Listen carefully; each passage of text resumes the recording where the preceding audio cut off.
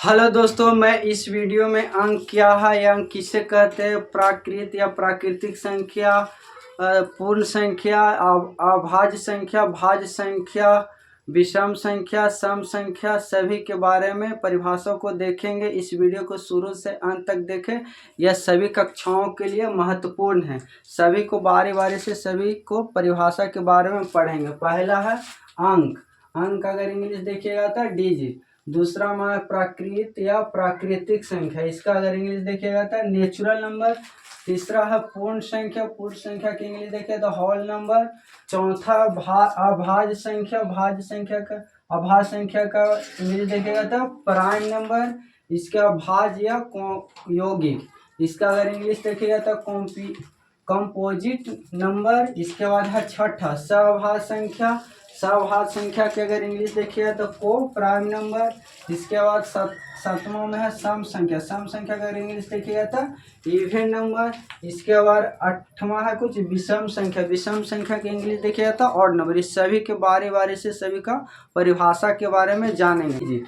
Digit माने अंक किसे कहते हैं, इसके बारे में परिभाषा तो 0 1 2 3 4 5 6 7 8 9 माने 0 से 9 तक को कोई चीज कहते हैं अंक। 0 से 9 तक को कोई चीज कहेंगे तो अंक कहते हैं। ठीक। और अंक पूछेगा कि कुल कितने होते हैं तो अंक बोलना कितने अंक कुल कितने होते हैं तो 10। इसी अंक को प्रयोग करके संख्या लिखा जाता है। जैसे मान के जी कहेगा कि 10 लिखिए, 10 तो लिखिएगा एक पहले इसमें से यूज कीजिएगा, इसके ऊपर कुछ इसके आगे कुछ बैठाइएगा 0। तो कितना हो गया 10 हो गया। तो 10 जब पूछेगा तो कुछ हो जाएगा संख्या हो जाएगा। जैसे कहेगा कि 50 लिखे तो 5 के यूजली 5 प्रयोग कीजिए और कितना प्रयोग कीजिए 0 प्रयोग कीजिए तो कितना हो जाएगा 50। और 50 पूछेगा तो क्या हो जाएगा तो संख्या। जैसे मैंने अंक को प्रयोग करके जो लिखेंगे वो क्या हो जाएगा संख्या हो जाएगा। अगला है प्राकृत या प्राकृतिक संख्या। प्राकृत या प्राकृतिक संख्या, इसका अगर इंग्लिश देखिएगा तो नेचुरल नंबर। नेचुरल नंबर इसका परिभाषा है तो गिनती की संख्याओं को प्राकृत संख्या कहते हैं। गिनती की संख्याओं को कौन सी कहते हैं प्राकृत संख्या। जैसे हो गया 1 2 3 4 5 6 7 8 9 10 11 12 13 डॉट डॉट डॉट कितना अनंत तक हो। गिनती की संख्या कितना अनंत तक हो सकता है। और मान के चलिए कक्षा में ढेर मानी विद्यार्थी है और उसको गिनना है तो जब भी प्रारंभ गिनने के लिए कहाँ से करते हैं तो 1 से वो गिनता है 1 2 3 4 5 6 तो क्या है गिनती है। तो जब भी जो गिन रहे वो क्या होगा तो प्राकृत या प्राकृतिक संख्या। और सबसे छोटी प्राकृतिक संख्या पूछेगा तो सबसे छोटी प्राकृतिक संख्या पूछेगा तो बोलना कुछ 1 है। और सबसे छोटी प्राकृतिक संख्या पूछेगा तो 1 बोलना। ठीक। प्राकृतिक संख्या को तो n से व्यक्त किया जाता है। प्राकृतिक संख्या को n से व्यक्त किया जाता है। ठीक। इसके बाद अगला है पूर्ण संख्या। माने पूर्ण संख्या, इसका अगर इंग्लिश देखिएगा तो होल नंबर। होल नंबर माने पूर्ण संख्या किसे कहते हैं तो गिनती की संख्याओं के पहले कुछ 0 शामिल करने पर वह को पूर्ण संख्या कहलाता है। माने गिनती की संख्या के पहले कोई चीज शामिल कर दी जाए 0 तो वह कौन संख्या कहलाया जाता है पूर्ण संख्या। जैसे देखिए गिनती है 1 2 3 4 5 6 7 8 9 और इसके पहले कोई चीज शामिल कर दीजिए 0। जब 0 शामिल करने हो तो यह कौन संख्या हो जाएगा पूर्ण संख्या। तो पूर्ण संख्या कहाँ से स्टार्ट होगा तो 0 से 0 1 2 3 4 5 6 7 8 9 कहाँ तक जाएगा तो अनंत तक जाएगा। ठीक। और गिनती का प्राकृतिक संख्या कहाँ से स्टार्ट होगा तो बोलना कि 1 से। माने 1 2 3 4 5 6 7 8 या अनंत तक। और यह कह देगा कि सबसे छोटी प्राकृतिक संख्या तो बोलना 1। अब इसी के बाद पूछ देगा कि सबसे छोटी पूर्ण संख्या। तो सबसे छोटी पूर्ण संख्या कौन होता है तो सबसे छोटी पूर्ण संख्या बोलना 0। बाकी यह पूछेगा कि सबसे बड़ी पूर्ण संख्या। तो सबसे बड़ी पूर्ण संख्या जब ही बोलेगा तो कहना कि यह असंभव है। माने यह ज्ञात करना कुछ हो जाएगा असंभव का कि यह अनंत तक हो सकता है। ठीक।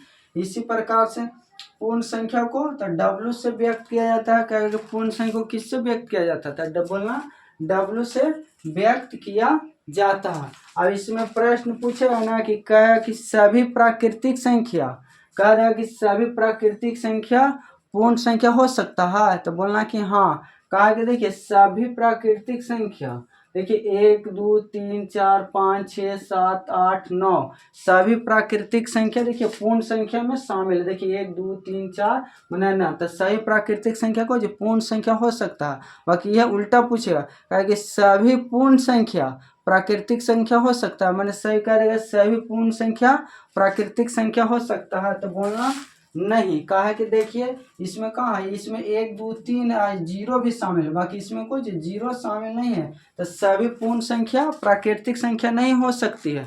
बाकी सभी प्राकृतिक संख्या पूर्ण संख्या हो सकती। इसके बाद देखिए अगला है अभाज्य संख्या। अगर अभाज्य संख्या का इंग्लिश देखिएगा तो कुछ होता था प्राइम नंबर। अब कहा कि अभाज्य संख्या किसे कहते हैं, तो वैसी संख्या जिसका केवल 2 अपवर्तक या गुणनखंड होता है तो उसे हम अभाज्य संख्या कहते हैं। वैसी संख्या जिसका केवल 2 अपवर्तक या गुणनखंड होता है उसे हम अभाज्य संख्या कहते हैं। अरे इसका दूसरा परिभाषा बोल सकते हैं, तो वैसी संख्या जो केवल 1 से कटे और अपने आप से कटे तो उसे हम अभाज्य संख्या कहते हैं। वैसी संख्या जो केवल 1 से कटे और अपने आप से कटे तो उसे हम अभाज्य संख्या कहते हैं। जैसे देखिए 2 हो गया, 3 हो गया, 5 हो गया, 7 हो गया, 11 हो गया, 13 हो गया।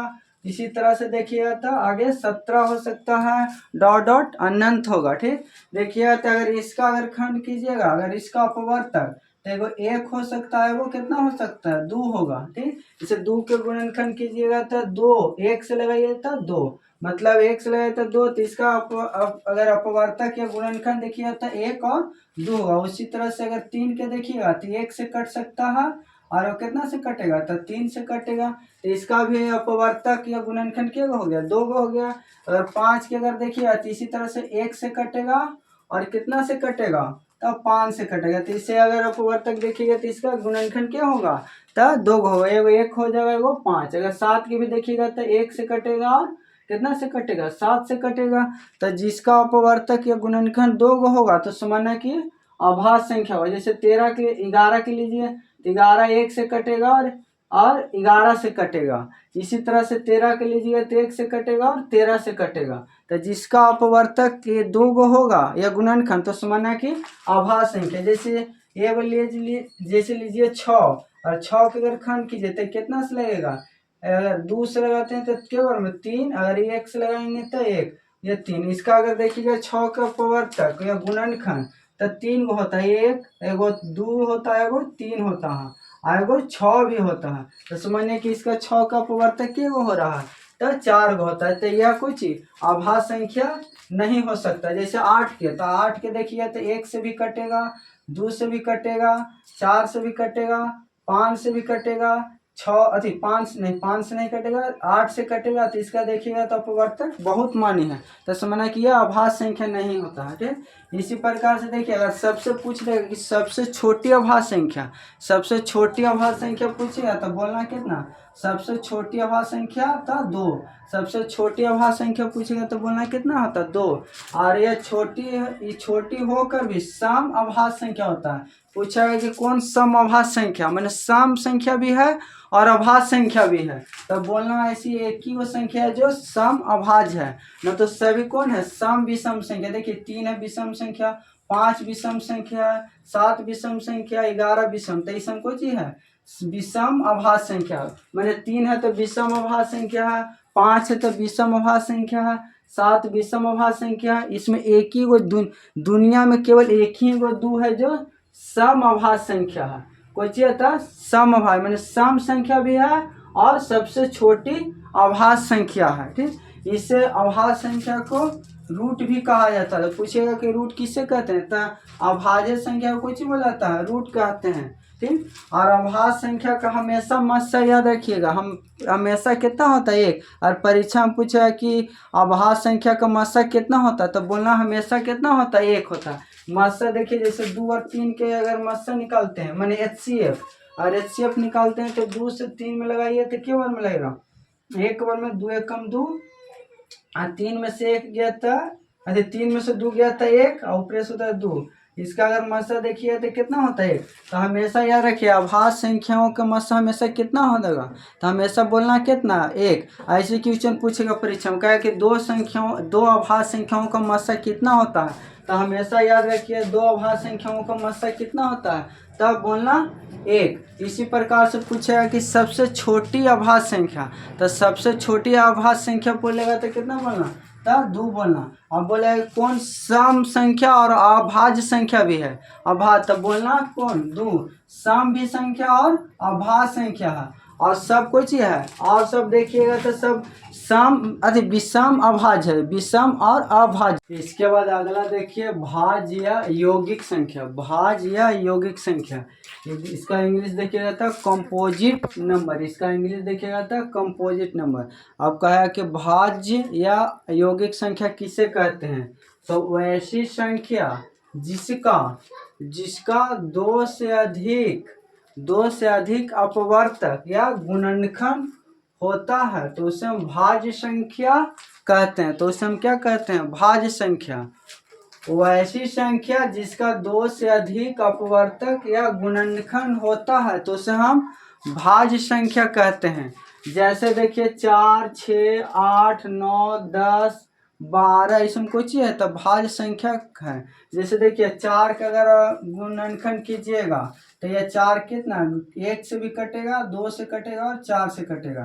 तो जिसका 2 से अधिक अपवर्तक होगा तो वह समझना कि भाज्य संख्या या यौगिक संख्या कहते हैं। जैसे 6, तो 6 का गुणनखंड कीजिएगा तो 1 से भी कटेगा, 2 से भी कटेगा, 3 से भी कटेगा और 4 से कटेगा। तो बोले वाला है परिभाषा में कि वैसी संख्या जिसका 2 से अधिक अपवर्तक या गुणनखंड होता है, तो वह समझना कि कौन संख्या कहलाता था, भाज्य संख्या कहलाता है। जैसे 8 के, तो 8 के अगर देखिए तो 1 से कटेगा, 2 से कटेगा, 4 से कटेगा और 8 से कटेगा। तो जिसका अपवर्तक 2 से अधिक रहेगा तो समझना कि भाज्य संख्या। जैसे 9 के देखिए तो 1 से, 3 से और 9 से, 1 से, 3 से और 9 से, तो इसका अपवर्तक देखिए तो कितना 1 गो, 2 गो, 3 गो है। तो देखिए 2 से अधिक है। इसके बाद 10 के देखिएगा तो 10 कटेगा तो 1 से कटेगा, 2 से कटेगा, 5 से कटेगा, 10 से। इसका भी देखिएगा तो अपवर्तक 2 से अधिक है। इसी प्रकार 12 के देखिए तो 1 से, 2 से, 3 से कटेगा, 4 से कटेगा, इसके बाद 6 से कटेगा और 12 से कटेगा। तो इसका अगर अपवर्तक देखिएगा तो 1, 2, 3, 4, 5, 6 मतलब 2 गो से अधिक है। तो जिसका 2 गो से अधिक अपवर्तक या गुणनखंड होगा तो समझना कि वो भाज्य संख्या चाहे यौगिक संख्या कहलाता है। और यह पूछ लेगा कि सबसे छोटी भाज्य संख्या, तो अगर सबसे छोटी भाज्य संख्या पूछेगा तो बोलना कितना 4 होता है। सबसे छोटी भाज्य संख्या तो बोलना 4 होता है। ठीक, सबसे छोटी भाज्य संख्या तो 4। इसके बाद अगला है सअभाज्य संख्या, अभाज्य संख्या। अगर इसका इंग्लिश देखिएगा तो को प्राइम नंबर, इसका इंग्लिश को होता था को प्राइम नंबर। इसका परिभाषा तो वैसे 2 या 2 से अधिक, वैसे 2 या 2 से अधिक संख्या, वैसे 2 या 2 से अधिक संख्या जिनका मस्सा या HCF केवल कितना हो 1 होता है, तो उसे हम सअभाज्य संख्या कहलाता है। जिनका अगर मस्सा निकालने पर 1 होगा 2 या 2 से अधिक संख्याओं का, तो वह समझना है कौन संख्या कहलाता है, सअभाज्य संख्या। जैसे देखिए 5, 7, 6, 7, 9, 10, 6, 5, 6। अगर इसका मस्सा निकालना पर अगर 1 आएगा तो समझना कि वह कौन संख्या कहलाएगा, तो अभाज्य संख्या। जैसे देखिए जैसे 5 और 7 का मस्सा निकाले तो 5 से 7 में कुछ ही लगाइए, मस्सा निकाले तो कितना 1 बार मिलेगा, 5 एकम 5, और 7 में से 5 गया था 2, यहाँ से कहा 5 उतारे, अब क्या बार मिलेगा, तो 2 बार, 2 दूनी 4, 5 में से 4 गया था 1, अब लगाएंगे ना 2 यहाँ उतारेंगे, अब क्या बार में लगेगा, तब 2 बार में, तो 2 बार में लगा था। इसका अगर देखिए कितना से कट रहा है, 1 से 2 कट गया, तो इसका मस्सा देखिए कितना आ रहा है 1। तो जिसका मस्सा अगर निकालने पर 1 आएगा तो समझना है कौन संख्या कहलाएगा, सअभाज्य संख्या। और इसी प्रकार से अगर 5, 6 के निकाल के देखिएगा तो मस्सा इसका कितना आएगा 1, तो समझना कि यह कौन संख्या, सअभाज्य संख्या, माने को प्राइम नंबर होता है। इसके बाद अगला देखिए सम संख्या। अगर सम संख्या का इंग्लिश पूछेगा तो कुछ होता इवन नंबर। अब कहे कि सम संख्या किसे कहते हैं, तो संख्याओं में अगर 2 से भाग देने पर पूरा पूरा भाग कट जाए या भाग लग जाए तो वह समझना कि सम संख्या कहलाता है। जैसे हो गया 2, 4, 6, 8, 10, 12 ये सब क्या है सम संख्या है। और 2 से 2 में भागा देंगे तो यह 2 पूरा पूरा कट जाता है, तो समझना कि यह सम संख्या है। इसी से अगर 2 से 4 को भागा देंगे तो यह पूरा पूरा भाग लगेगा। इसी प्रकार से 2 से 6 में भागा देंगे तो यह 2 से 6 पूरा पूरा कट जाएगा। इसी प्रकार से 2 से 8 को भागा देंगे तो पूरा पूरा कट जाएगा। इसी प्रकार से अगर 2 से हम 10 को भागा देते हैं तो पूरा पूरा कट जाएगा, तो समझना कि यह सब कौन संख्या है, तो सम संख्या है। अगर देखिए 2 से अगर यह अगर देते हैं 11 में, तो 2 से अगर 11 में भागा देंगे तो 2 से 11 नहीं अगर लगाएंगे तो कितना 5 दूनी 10 और 11 में से 10 गया तो 1, तो नीचे शेष कितना बच जा रहा है 1, तो यह पूरा पूरा भाग नहीं लग रहा है, तो यह समझना कि यह सम संख्या नहीं हो सकता है। अगर सबसे छोटी सम संख्या पूछेगा, सबसे छोटी सम संख्या, तो सबसे छोटी सम संख्या बोलना 2 होता है। सबसे छोटी सम संख्या तो 2 होता है। इसी प्रकार से अगला है विषम संख्या। विषम संख्या अगर इंग्लिश देखिएगा तो ऑड नंबर। अब कहेगा विषम संख्या किससे कहते हैं, तो वैसी संख्या जो 2 से भाग देने पर पूरा पूरा भाग न कटे तो उसे हम समझना कि वह विषम संख्या कहलाता है। वह संख्याओं में को जो 2 से भाग देने पर पूरा पूरा न कटे तो उसे हम विषम संख्या कहते हैं। जैसे देखिए विषम संख्या 1 हो गया, 3 हो गया, 5 हो गया, 7 हो गया, 9 हो गया, 11 हो गया, 13 हो गया, 15 हो गया, ये सब कुछ हो जाएगा विषम संख्या।